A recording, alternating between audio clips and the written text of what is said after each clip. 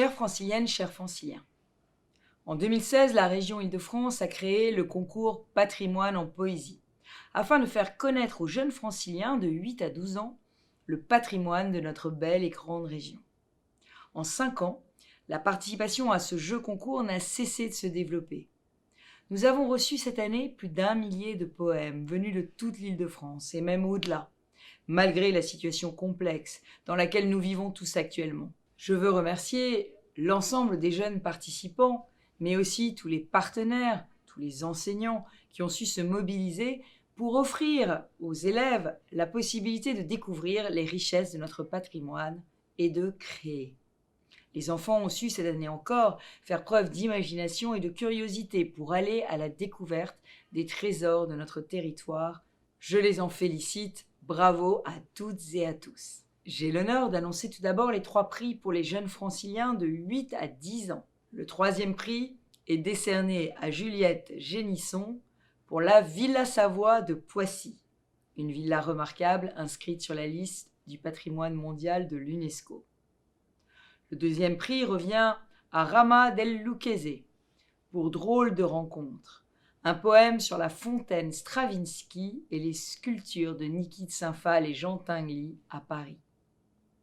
Enfin, le 1er prix est décerné à Lewis Assetto pour l'orgue de Saint-Eustache à Paris. J'ai sauté partout dans la maison, j'ai crié partout, j'étais très content, j'ai souri au moins pendant 10 minutes. Moi, pour le concours de patrimoine en poésie, j'ai choisi de faire l'orgue de Saint-Eustache. J'ai écrit déjà sur une feuille de musique. Après, j'ai brûlé un peu la feuille et il manquait de la couleur. Du coup, j'ai mis une rosace et sur les côtés, il y avait encore des espaces. Du coup, je voulais mettre des tuyaux. Et après la partie orale du poème, j'ai décidé de jouer un morceau qui s'appelle la Toccata e Fuga de Bach en ré mineur. Et je l'ai reproduit sur mon clavier électrique et j'ai mis l'orgue. Cet instrument, il est très beau, il est incroyable. L'orgue est un monument dans le monument et je l'oublierai jamais. S'agissant maintenant des 3 prix pour les jeunes franciliens de 11 et 12 ans. Le 3e prix revient à Luana de Almeida Conan pour son poème sur la forêt de Fontainebleau, la forêt de Bellefontaine. Le 2e prix est décerné à Venezia Tijucuto pour l'Académie française. Et enfin, le 1er prix revient à Apolline Bullier pour le coq de Notre-Dame. J'aimerais bien remercier toutes les personnes qui ont organisé ce concours parce que je trouve que c'est une très bonne idée pour d'inciter les enfants à faire de la poésie parce que souvent on a tendance à se dire que c'est trop compliqué et le fait qu'on soit 1300 à avoir participé, ça démontre un peu ces idées.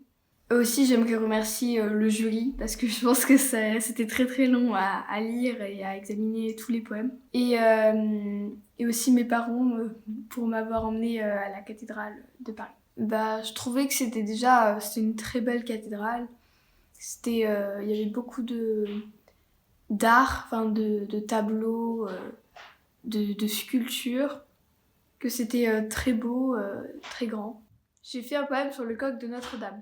J'ai choisi ce sujet parce que déjà j'ai été assez émue quand la cathédrale a brûlé. Et aussi parce que je trouve que la morale, elle est assez importante dans le monde d'aujourd'hui. Parce que souvent on a tendance à penser un peu qu'à nous-mêmes ou à notre petit club de copains, quoi. Et ça montre qu'il faut s'ouvrir au monde et pas toujours penser qu'à nous. Les lauréates et lauréats remportent des entrées à la Monnaie de Paris, des chèques culture et un abonnement au magazine Le Petit Léonard pour la catégorie 8-10 ans ou au magazine Virgule pour ceux de 11-12 ans.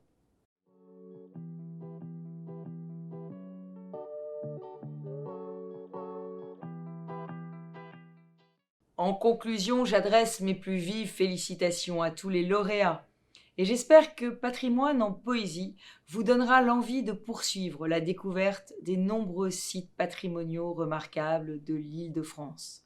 Bravo à tous les lauréats, mais bien évidemment aussi à tous les participants. Soyez encore très nombreux l'année prochaine.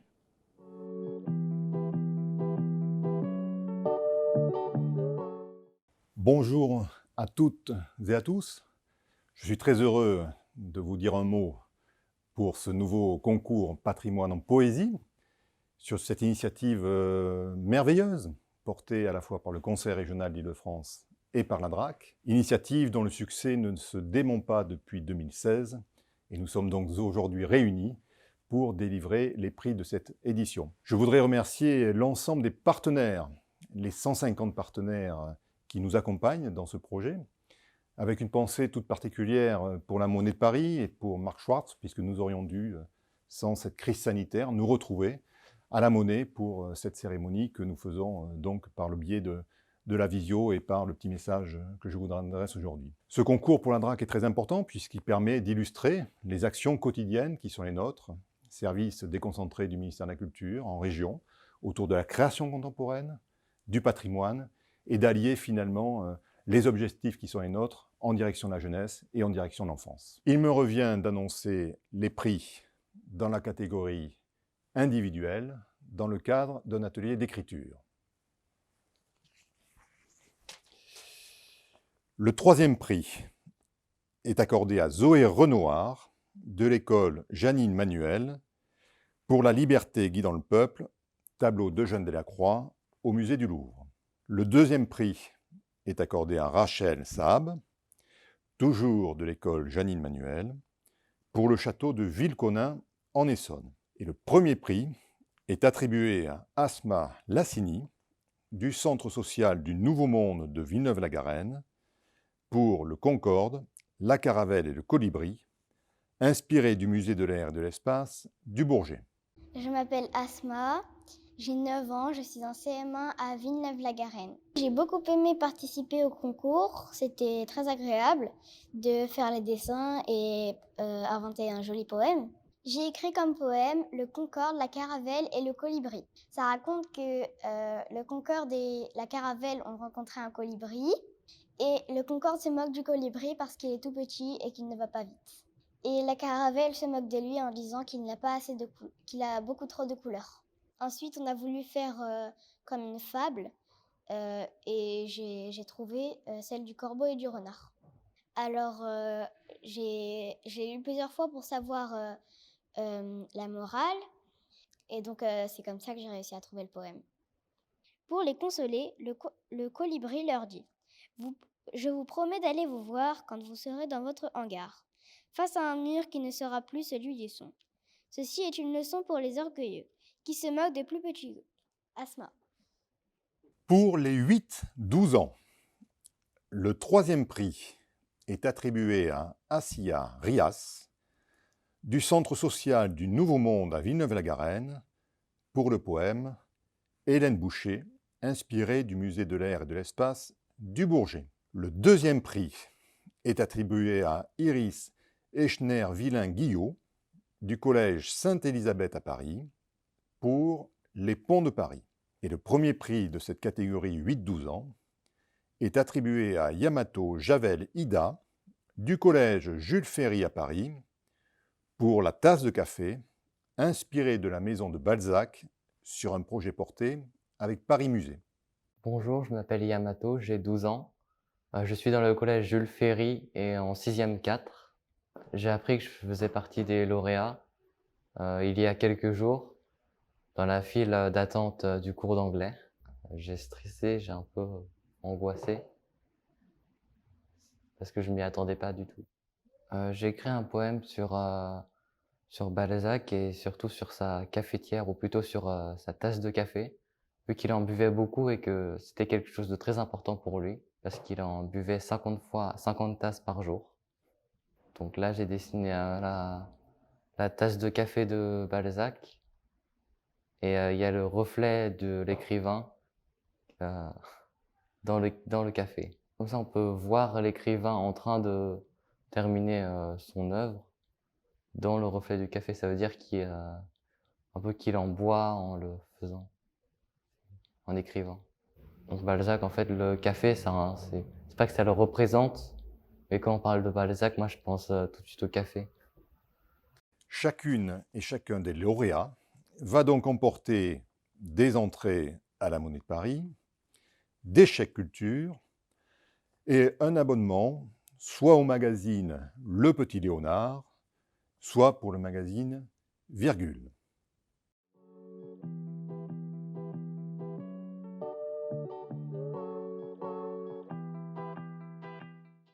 Je voudrais féliciter très chaleureusement chacune et chacun des lauréates et des lauréats de ce concours, mais aussi adresser mes sincères félicitations à toutes celles et ceux qui ont participé, même s'ils n'ont pas remporté un prix.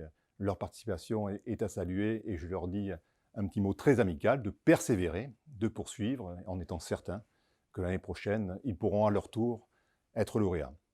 Et j'invite tous les participants de ce jury, de ce concours, à venir arpenter les magnifiques territoires de la région Île-de-France pour découvrir son patrimoine et le faire en poésie. Merci à tous et félicitations encore aux lauréats.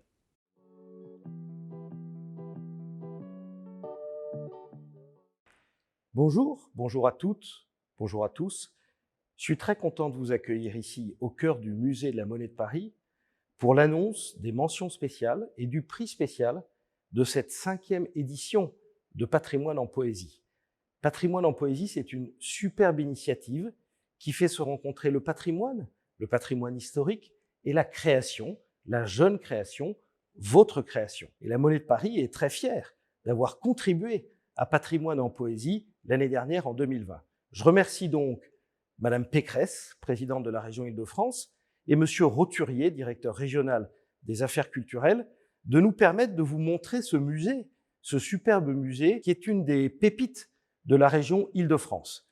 Vous pourrez venir y découvrir en famille, il y a beaucoup de dispositifs pour les enfants, l'histoire de France racontée par ses monnaies et ses médailles, et aussi découvrir tous les savoir-faire d'une institution qui est millénaire.